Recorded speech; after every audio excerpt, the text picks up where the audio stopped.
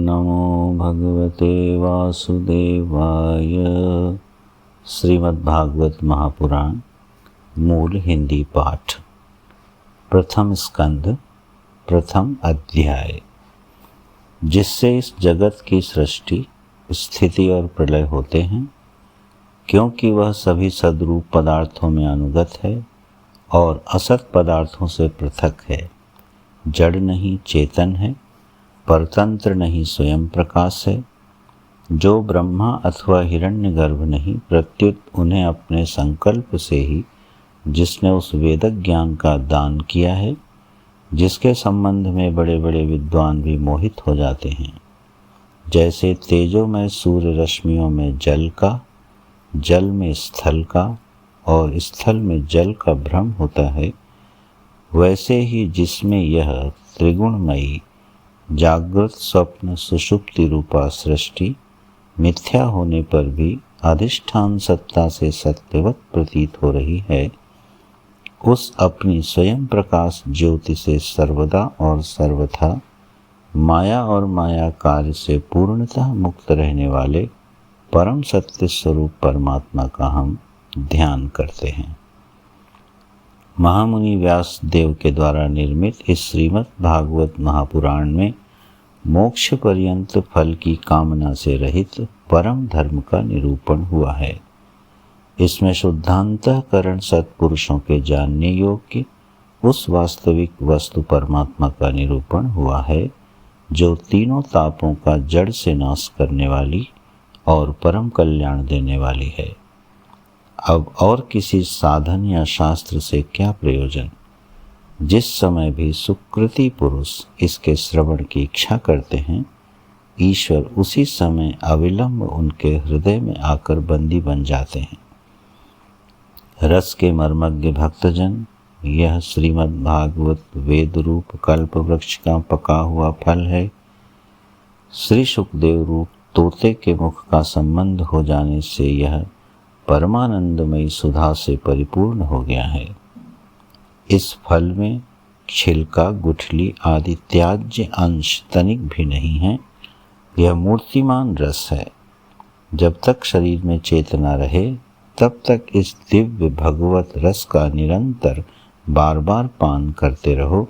यह पृथ्वी पर ही सुलभ है। एक बार भगवान विष्णु एवं देवताओं के परम पुण्यमय क्षेत्र नैमिषारण्य में शौनक आदि ऋषियों ने भगवत प्राप्ति की इच्छा से सहस्र वर्षों में पूरे होने वाले एक महान यज्ञ का अनुष्ठान किया। एक दिन उन लोगों ने प्रातःकाल अग्निहोत्र आदि नित्य कृत्यों से निवृत्त होकर सूत जी का पूजन किया और उन्हें ऊंचे आसन पर बैठाकर बड़े आदर से प्रश्न किया। ऋषियों ने कहा, सूत जी, आप निष्पाप हैं। आपने समस्त इतिहास, पुराण और धर्मशास्त्रों का विधिपूर्वक अध्ययन किया है तथा उनकी भली भांति व्याख्या भी की है।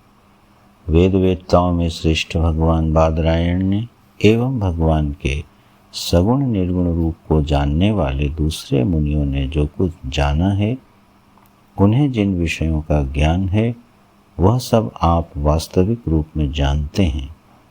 आपका हृदय बड़ा ही सरल और शुद्ध है।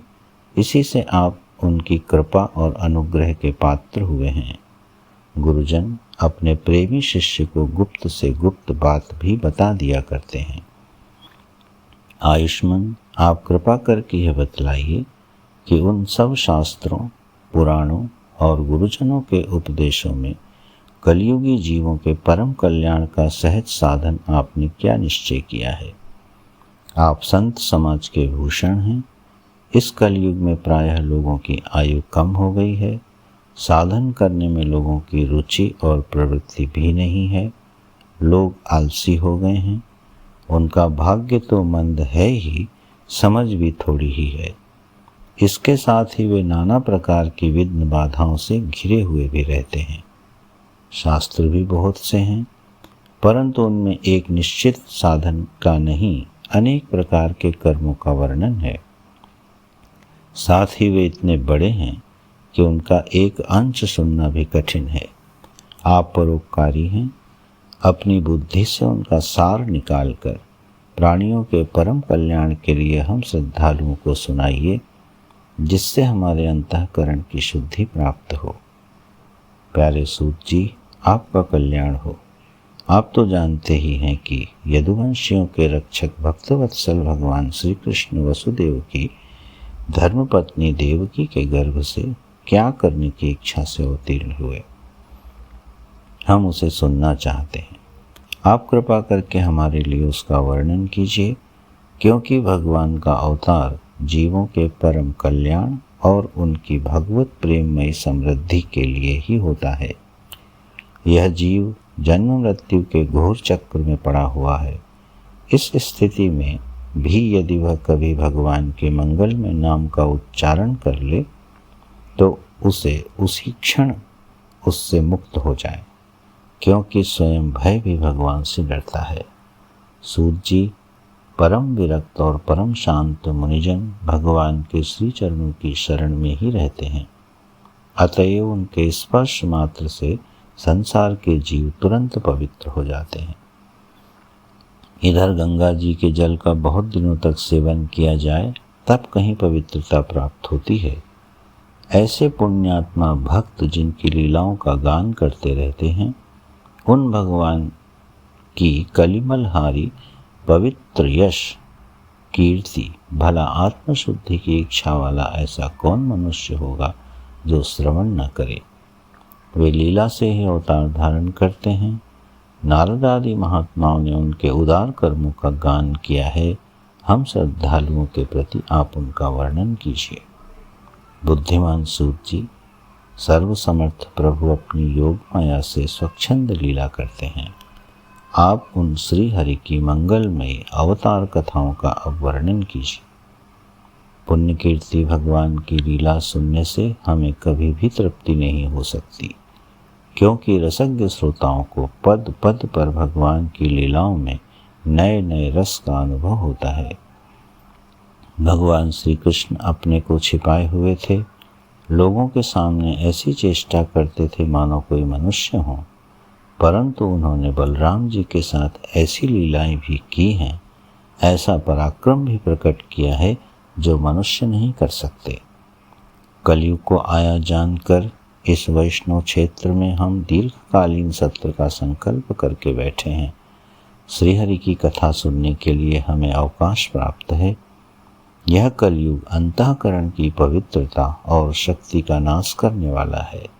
इससे पार पाना कठिन है।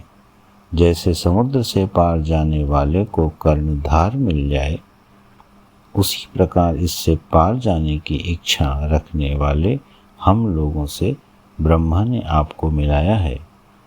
धर्मरक्षक ब्राह्मण भक्त योगेश्वर भगवान श्री कृष्ण के अपने धाम में पधार जाने पर धर्म ने अब किसकी शरण ली, यह बताइए। इति प्रथमो अध्यायः।